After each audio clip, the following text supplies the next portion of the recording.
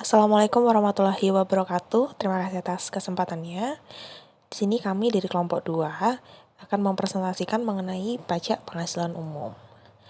Sebelum lanjut ke materi, di sini izinkan saya memperkenalkan tim saya. Di sini ada Latifa Mariana dengan NIM 2018 710544. Lalu ada Haikal Hambalis dengan NIM 2020 710075. Ada Adela Laurencia dengan NIM 2020 710240. Dan yang terakhir ada Hoirotun Nisa dengan NIM 2020 710456. Baik, di sini kami yang pertama akan membahas mengenai subjek pajak.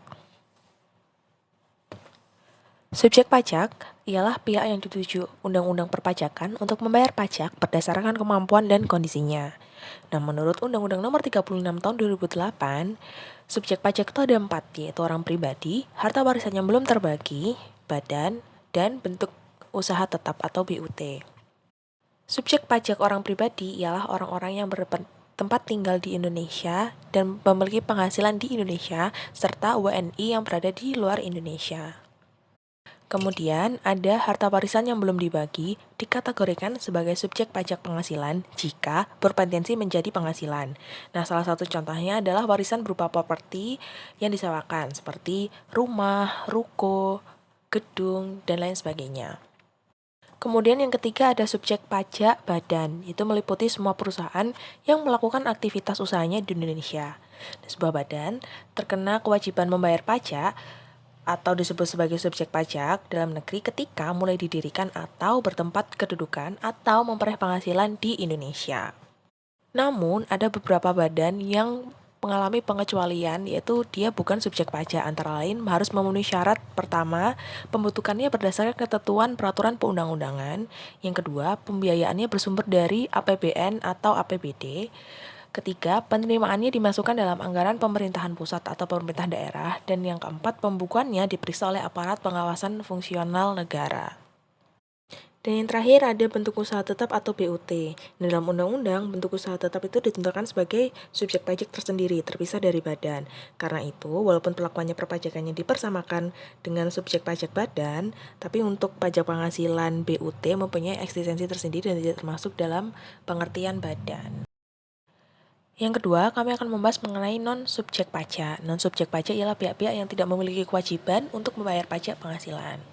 Nah, non-subjek pajak di sini ada 4. Yang pertama adalah kantor perwakilan negara asing. Yang kedua, pejabat-pejabat perwakilan diplomatik dan konsulat dan orang-orang yang diperbantukan kepada mereka yang bekerja dan bertempat tinggal bersama-sama mereka dengan syarat mereka bukan WNI dan tidak melakukan kegiatan usaha di luar pekerjaan mereka. Yang ketiga, yaitu organisasi-organisasi internasional dengan syarat pertama, Indonesia menjadi anggota organisasi, dan yang kedua, tidak menjalankan usaha atau kegiatan lain untuk memperoleh penghasilan dari Indonesia, selain memberikan pinjaman kepada pemerintah dengan dananya berasal dari iuran pada anggota. Nah, yang terakhir, yaitu pejabat-pejabat perwakilan organisasi internasional dengan syarat bukan warga negara Indonesia dan tidak menjalankan usaha ataupun kegiatan atau pekerjaan lain untuk memperoleh penghasilan dari Indonesia. Baik, terima kasih atas kesempatannya. Perkenalkan, nama saya Kalhambalis Solihin dengan NIM 075. Di sini saya akan menjelaskan tentang subjek pajak dalam negeri. Nah, subjek pajak terbagi menjadi dua, yaitu subjek pajak dalam negeri dan subjek pajak luar negeri. Nah, di sini saya akan menjelaskan ketentuan mengenai orang pribadi sebagai subjek pajak dalam negeri. Yang pertama adalah orang pribadi yang bertempat tinggal di Indonesia. Pada prinsipnya, orang pribadi yang menjadi subjek pajak dalam negeri adalah orang pribadi yang bertempat tinggal di Indonesia yang dapat dibuktikan dengan kartu tanda penduduk atau KTP. Kemudian yang kedua, orang pribadi yang berada di Indonesia lebih dari 183 hari dalam jangka waktu 12 bulan. Keberadaan orang pribadi di Indonesia lebih dari 183 hari dalam setahun tidak harus berturut-turut, tetapi ditentukan oleh jumlah hari orang tersebut berada di Indonesia dalam jangka waktu 12 bulan sejak kedatangannya di Indonesia. Kemudian yang ketiga, orang pribadi yang dalam 1 tahun pajak berada di Indonesia dan mempunyai niat untuk bertempat tinggal di Indonesia. Termasuk dalam pengertian subjek pajak dalam negeri adalah mereka yang mempunyai niat untuk bertempat tinggal di Indonesia. Adanya niatan untuk bertempat tinggal di Indonesia ditimbang menurut keadaan. Misalnya seorang pemain sepak bola asing dikontrak oleh salah satu tim sepak bola di Indonesia dapat mendaftarkan untuk menjadi subjek pajak dalam negeri pada saat awal keberadaannya di Indonesia, meskipun kuantitas keberadaannya di Indonesia belum lebih dari 138 hari dalam setahun. Kemudian saya akan menjelaskan subjek pajak luar negeri.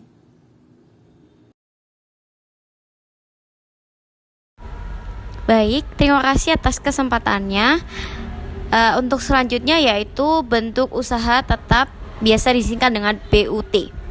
Jadi bentuk usaha tetap ini menurut Undang-Undang Perpajakan adalah bentuk usaha yang dipergunakan oleh orang pribadi yang tidak bertempat tinggal di Indonesia atau berada di Indonesia tidak lebih dari 183 hari dalam jangka waktu 12 bulan.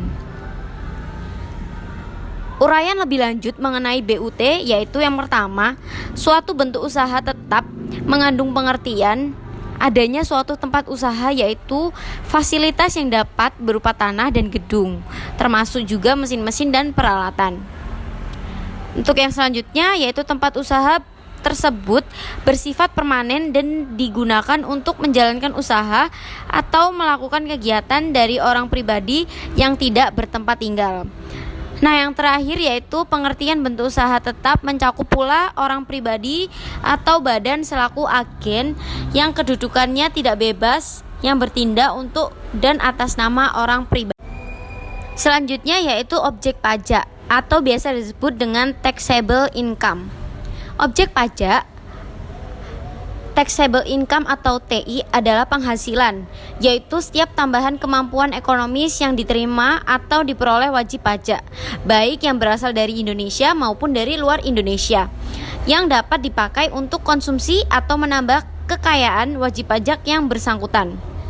Jadi bisa dilihat dari mengalirnya tambahan kemampuan ekonomis kepada wajib pajak, penghasilan dapat dikelompokkan menjadi yang pertama penghasilan dari usaha dan kegiatan, selanjutnya penghasilan dari modal, dan yang terakhir penghasilan dari pekerjaan dalam hubungan kerja dan pekerjaan seperti gaji, honorarium, penghasilan dari praktek dokter, dan lain-lain.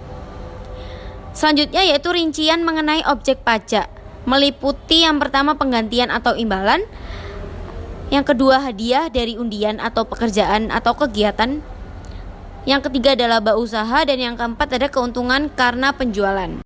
Untuk yang selanjutnya yaitu non-objek pajak atau non-taxable income. Non-objek pajak. Yang pertama bantuan atau sumbangan dan hibah, dan yang kedua ada warisan yang sudah dibagi oleh ahli waris. Yang ketiga harta termasuk sorotan tunai yang diterima oleh subjek pajak badan sebagai pengganti saham atau sebagai pengganti penyertaan modal. Selanjutnya yaitu penggantian atau imbalan, sehubungan dengan pekerjaan atau jasa yang diterima atau diperoleh dalam bentuk natura dan atau kenikmatan dari wajib pajak atau pemerintah. Yang kelima yaitu pembayaran dari perusahaan asuransi kepada orang pribadi sehubungan dengan asuransi kesehatan, kecelakaan jiwa, dwiguna, dan asuransi beasiswa. Yang keenam ada dividen atau bagian laba yang diterima atau diperoleh perorangan terbatas sebagai wajib pajak dalam negeri. Yang ketujuh iuran yang diterima atau diperoleh dana pensiun. Dan yang kedelapan ada penghasilan dari modal yang ditanamkan oleh dana pensiun dalam bidang-bidang tertentu. Yang kesembilan ada bagian laba yang diterima atau diperoleh anggota dari perseroan komanditer yang modalnya tidak terbagi atas saham-saham. Yang kesepuluh penghasilan yang diterima atau diperoleh perusahaan modal ventura berupa bagian dari laba badan pasangan usaha yang didirikan. Yang ke-11 beasiswa yang memenuhi persyaratan tertentu. Yang ke-12 sisa lebih yang diterima atau diperoleh badan atau lembaga nirlaba yang bergerak dalam bidang pendidikan atau bidang penelitian dan pengembangan. Yang ke-13 bantuan atau santunan yang dibayarkan oleh BPJS kepada wajib pajak tertentu. Dan yang terakhir yang ke-14 yaitu hadiah langsung dalam penjualan barang atau jasa sepanjang diberikan kepada semua pembeli tanpa diundi, dan hadiah tersebut diterima langsung oleh konsumen pada saat pembelian barang atau jasa. Terima kasih. Baik, terima kasih atas kesempatannya. Perkenalkan, nama saya Khairatun-Nisa dengan NIM 2020710456. Di sini saya akan menjelaskan tentang beban atau pengurang penghasil, bisa disebut juga dengan deductible expense, yang memiliki arti beban-beban yang dapat dikurangkan dari penghasilan bruto dapat dibagi dalam dua golongan, yaitu beban atau biaya yang mempunyai masa manfaat tidak lebih dari 1 tahun dan yang mempunyai masa manfaat lebih dari 1 tahun. Beban yang mempunyai masa manfaat tidak lebih dari 1 tahun merupakan biaya pada tahunan yang bersangkutan, misalnya gaji. Dan di sini ada beberapa penghasilan kena pajak bagi wajib pajak dalam negeri dan bentuk usaha tetap. Yang pertama, ada biaya untuk mendapatkan, menagih, dan memelihara penghasilan. Biaya-biaya ini bisa disebut juga biaya sehari-hari yang boleh dibebankan pada tahun pengeluaran. Yang kedua, ada penyusutan atas pengeluaran untuk memperoleh harta berwujud dan amortisasi atas pengeluaran untuk memperoleh hak dan atas biaya lain yang mempunyai masa manfaat lebih dari 1 tahun. Yang ketiga, iuran kepada dana pensiun yang pendiriannya lebih disahkan oleh Menteri Keuangan. Iuran kepada dana pensiun yang pendiriannya telah disahkan oleh Menteri Keuangan boleh dibebankan sebagai biaya. Yang keempat, kerugian karena penjualan atau pengalihan harta yang dimiliki dan digunakan dalam perusahaan atau yang dimiliki untuk mendapatkan, menagih, dan memelihara penghasilan. Yang terakhir, ada kerugian dari selisih kurs mata uang asing. Kerugian karena selisih kurs mata uang asing dapat disebabkan oleh adanya fluktuasi kurs yang terjadi sehari-hari atau oleh adanya kebijaksanaan pemerintahan di bidang moneter. Baik, selanjutnya saya akan menjelaskan tentang non-deductible expense, bisa disingkat dengan NDE. Untuk menentukan besarnya penghasilan kena pajak bagi wajib pajak dalam negeri dan bentuk usaha tetap tidak boleh dikurangkan. Yang pertama, pembagian laba dengan nama dan dalam bentuk apapun seperti dividen, termasuk dividen yang dibayarkan oleh perusahaan asuransi kepada pemegang polis dan pembagian sisa hasil usaha koperasi. Yang kedua, biaya yang dibebankan atau dikeluarkan untuk kepentingan pribadi, pemegang saham, sekutu, atau anggota. Yang ketiga, pembentukan atau pemupukan dana cadangan. Yang keempat, premi asuransi kesehatan, asuransi kecelakaan, asuransi jiwa, dan yang dibayar oleh wajib pajak orang pribadi, kecuali jika dibayar oleh pemberi kerja dan premi tersebut dihitung sebagai penghasil bagi wajib pajak yang bersangkutan.